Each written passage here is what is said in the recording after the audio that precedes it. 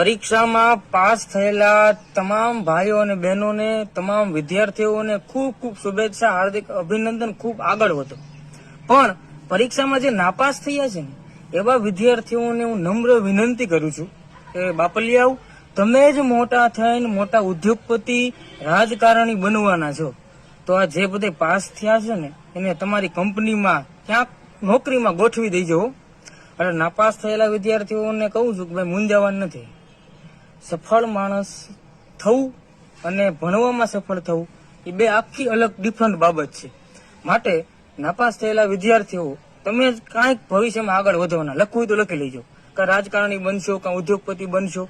માટે મૂંઝાવાનું નહીં, પણ ખાસ એટલું યાદ રાખવાનું કે તમારી કંપનીમાં જે આ પાસ થયેલા વિદ્યાર્થીઓ છે ને એને નોકરી આપજો, એટલે એનું ઘર હાલે, સમજ્યા? બાકી તમને પણ ખૂબ ખૂબ શુભેચ્છાઓ, મહેનત કરો અને આગળ વધો.